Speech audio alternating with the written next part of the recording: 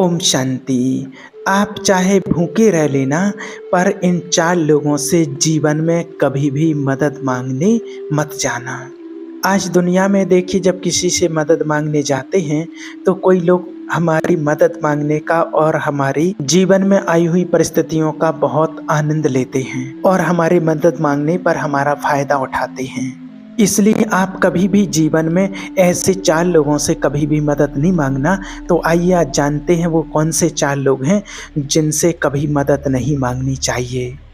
देखिए, एक समय की बात है, एक राज्य में एक तरह की तबाही आ गई। तबाही कैसी आई कि उस राज्य में बारिश के सीजन में भी पूरे साल बारिश नहीं हुई, एक बूंद पानी भी उस राज्य में नहीं बरसा और सूखा पड़ चुकी थी। इसलिए उस राज्य के जो जंगल था, जंगल के रहने वाले जानवरों के लिए, पशु पक्षियों के लिए कोई भी खाने की व्यवस्था नहीं रही थी। सारे जीव जंतु जानवर जो भी रहते थे वो भूखे मर रहे थे। जानवर पशु पक्षी धीरे धीरे उस जंगल को छोड़कर दूसरे जंगल की ओर जाने लगे थे, दूसरे राज्य की ओर जाने लगे थे। उसी जंगल में एक तपस्वी पति पत्नी रहते थे, उनका जोड़ा रहता था और वो एक झोंपड़ी बना करके एक पहाड़ी की ऊंचाई पर वो वहाँ पर रहते थे। अब क्या होता है कि जो संत रहते थे, उनकी जो पत्नी थी, दोनों तपस्या करते थे, लेकिन जब बारिश ना होने के कारण काफ़ी समय बीत चुका था तो उनको खाने पीने की कोई व्यवस्था नहीं थी और उनकी जो पत्नी थी उनको बहुत भूख सताए जा रही थी, क्योंकि सूखा पड़ने के कारण वहाँ के कंदमूल फल कुछ भी उनको नहीं मिल रहे थे। वो अपना जीवन फल फूल आदि वनस्पतियाँ खा करके ही बिताते थे।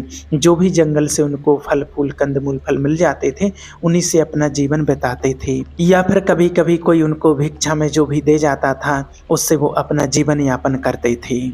अब वो उनकी पत्नी संत की और अपनी कुटिया की जो खिड़की में से झांक रही थी कि कहीं कुछ खाने के लिए मिल जाए। इतने में वो क्या देखती हैं कि एक शेर बैठा हुआ है थोड़ी दूरी पर और उसके पास में बहुत अच्छे सुंदर पकवान रखे हुए हैं, खीर पूड़ी बना हुआ रखा हुआ है, सब्जी बनी हुई रखी हुई है।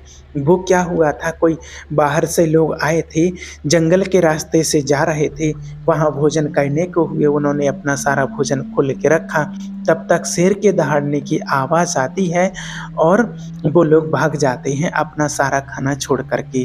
तब वो जो संत की पत्नी थी, जो तपस्विनी थी, और वो कहती है, शेर तो जंगल का राजा होता है, और उनसे कहती है कि हे राजा, शेर महाराज, आप तो जंगल के राजा हैं, तो हमें बहुत भूख लगी है, 3 दिन से मैंने कुछ नहीं खाया है और ये भोजन मुझे दे दीजिए, क्योंकि शेर तो भोजन खाता नहीं हो, उसके तो कोई काम का नहीं था।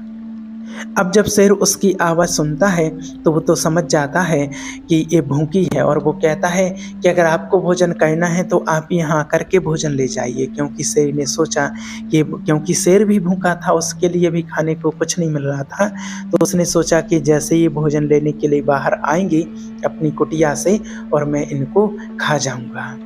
तब तक तपस्वी जो संत थे वो तो बहुत ज्ञानी थे और वो जानते थे। वो कहते हैं कि नहीं, ऐसी गलती मत करना, ऐसी बेवकूफ़ी कभी मत करना, आप बिल्कुल कुटिया से बाहर नहीं जाना। आप जैसे ही भोजन लेने के लिए जाएंगे और ये शेर तुम्हें खा जाएगा।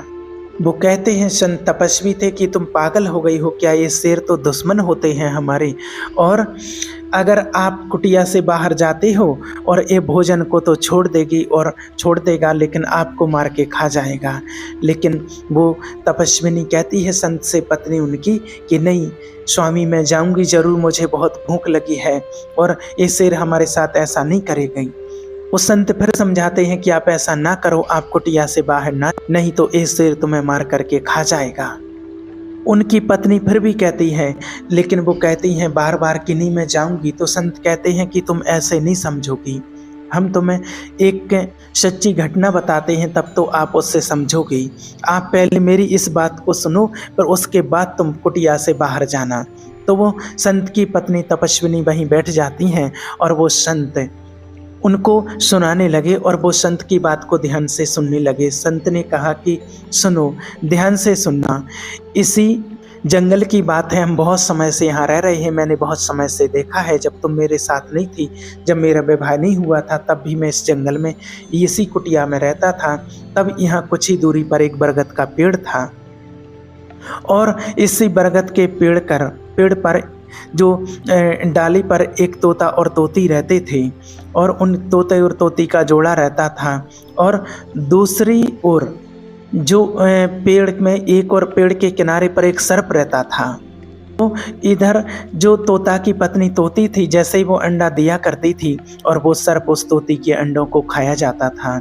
जब भी तोती भोजन की तलाश में बाहर जाती थी, अंडे अकेले रह जाते थे, तो सर्प निकलता था और आराम से अंडों को खा जाता था। कभी कभी तो बच्चे भी बन जाते थे, तो भी वो सर्प बच्चों को भी खा जाता था। ये देख करके तोती बहुत परेशान होती थी, और उस तोती के साथ में ऐसा कई बार हुआ। वो बहुत दुखी हुई और बैठी बैठी वहीं पर रो रही थी, और तोता भी वहाँ पर बैठा बैठा रो रहा था। तब तक क्या देखता है कि उसी बरगद की डाल पर आकर के एक जलकौआ बैठ जाता है। और जैसे जलकौआ ने देखा कि तोती रो रही है, तो उस जलकौआ ने पूछा तोती से कि क्या हुआ तोती, तुम बैठी बैठी क्यों रो रही हो। तोती ने सारी दास्तां अपनी सुना डाली और कहा कि मेरे साथ ऐसा कई बार हुआ है। मैं जितनी बार अंडे देती हूँ, जितनी बार मेरे बच्चे होते हैं, और ये जो सर्प रहता है, और वो सर्प निकल के आता है बिल से बाहर जब हम भोजन की तलाश में जाते हैं, और वो सर्प निकल करके हमारे अंडों को खा जाता है, बच्चों को खा जाता है। हम इस बात से बहुत परेशान हैं। हम कर भी क्या सकते हैं, क्योंकि हम उससे अपना बदला भी नहीं ले सकते, हम उससे लड़ भी नहीं सकते। वो बहुत खतरनाक है, बहुत ही दुष्ट है। कौए की ऐसी दुष्ट भरी बातें सुनकर के, दुख भरी बातें सुनकर के, और जलकौआ को बहुत तरस आ जाता है। वो कहता है तुम्हें नहीं मालूम, अब आप हमारे साथ चलिए। यहाँ से कुछ ही दूरी पर कुछ लोग रहते हैं, और वो भोजन बना करके रख जाते हैं, चले जाते हैं। वहाँ से उनके भोजन से हम कुछ रोटियाँ चुरा करके लाएंगे, रोटी उठा करके लाएंगे। तो वो तोती कहती है कि मैं आपकी बात को समझी नहीं। जलकौआ समझाता है कि जब दुश्मन भारी पड़ जाए, जब शत्रु पहलवान हो, बड़ा हो, और उससे जब हम लड़ ना सकें, तो उससे बुद्धिमानी से हराना चाहिए। तोती ने कहा कि वो कैसे। तब जलकौआ कहता है पास वाले गांव से हम रोटी लेकर के आएंगे, और थोड़ी दूरी पर एक नेवला का बिल है, और नेवले के बिल के दरवाजे पर एक एक रोटी डाल देंगे, और थोड़ी थोड़ी दूरी पर रोटी डालते जाएंगे, चले आएंगे, और आकर के सर्प के जो दरवाज़ा है, जो बिल का दरवाज़ा है, वहाँ पर लास्ट रोटी को छोड़ देंगे। और नेवला जैसे ही निकलेगा, यहाँ तक आएगा रोटियों को खाते खाते, और वो सर्प को देखेगा और सर्प को मार देगा, तुम्हारा दुश्मन खत्म हो जाएगा। तो फिर क्या होता है, जब जलकौआ की ऐसी बातें तोती ने सुनी, तो उसे भरोसा हो गया। तोते को साथ लेकर के और जलकौए के साथ जाती है, और दूसरी जगह से रोटियों को लेकर के आती है।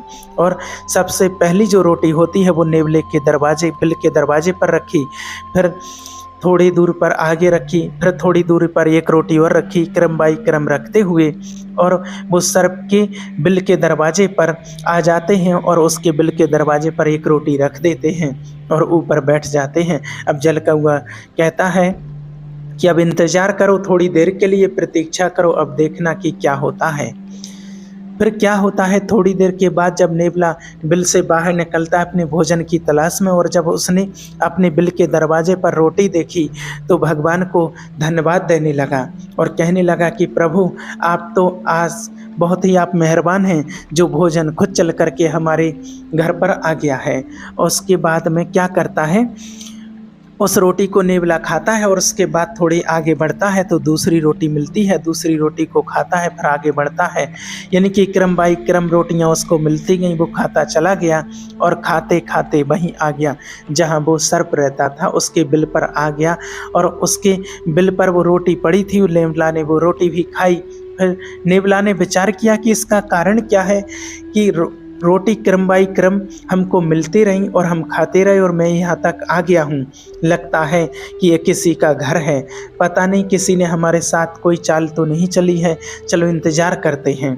वह नेवला उस सर्प के दरवाजे पर, बिल के दरवाजे पर बैठ कर के इंतज़ार करने लगता है। सोचता है कि अगर कोई होगा तो इससे बाहर ज़रूर निकलेगा।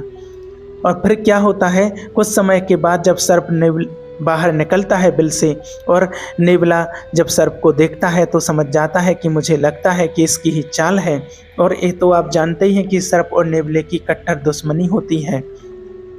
नेवला सर्प से युद्ध करने लगता है, लड़ने लगता है और अंत में नेवला जीत जाता है, सर्प को मार देता है। ये देख करके वो तोता की पत्नी बहुत प्रसन्न होती है और तोती उसी वृक्ष की डाली से आवाज़ लगाती है, नेवला भैया मैं आपको बहुत तहे दिल से धन्यवाद करती हूँ, क्योंकि इसकी वजह से मैं बहुत परेशान थी। आज आपने हमारे दुश्मन को मार दिया, आपका मैं बार बार धन्यवाद करती हूँ। तोती बहुत प्रसन्न थी। इधर नेवला ने देखा तोती के ऊपर जोड़ा बैठा हुआ है, तो नेवला समझ गया कि इसका मतलब ये जाल तुम्हारा ही बनाया हुआ था। तोती सारी दास्तान सुनाती है। उसके बाद में वो नेवला कहता है कि तोती क्या ऊपर से ही धन्यवाद देती रहोगी और नीचे आकर भी धन्यवाद दोगी? तो वो तोती उड़ती है, नेवला के पास पहुंचती है, पास में जाती है, बैठ जाती है और नेवला उस पर भी वार कर देता है और उसे भी मार देता है। अब तोता ऊपर बैठा डाली पर सोच रहा है कि एक दुश्मन से हट नहीं पाए, एक दुश्मन से जीत नहीं पाए, तब तक दूसरे दुश्मन के चंगुल में चले गए। वही बात समझाता हुआ, अब यही बात समझाते हुए वो संत अपनी पत्नी तपस्विनी से कहते हैं कि एक दुश्मन से जो लोग बचते हैं तो दूसरे दुश्मन के चंगुल में फंस गए और वो तोती मर जाती है, क्योंकि उसने भरोसा कर लिया। वो भूल गई थी कि नेवला दुश्मन है, ये हमको छोड़ेगा नहीं। इसलिए वो तपस्वी कहते हैं संत तपस्विनी से कि तुम ना जाओ, और ये शेर तो इंसानों के दुश्मन होते हैं और ये तुमको ज़रूर खा जाएगा। और भूल कर भी इसी तरीके से ऐसे 4 लोगों से कभी मदद की भीख नहीं मांगनी चाहिए। तो वो तपस्वी ने पूछा पति से, तपस्वी से। अब उनको और इंटरेस्ट बढ़ता चला गया। जब अपने पति की ऐसी बातें सुनी संत तपस्वी की, तो फिर वो तपस्विनी कहने लगी कि स्वामी बताइए वो कौन से 4 लोग हैं जिन पर कभी भी इंसान से मदद नहीं मांगनी चाहिए।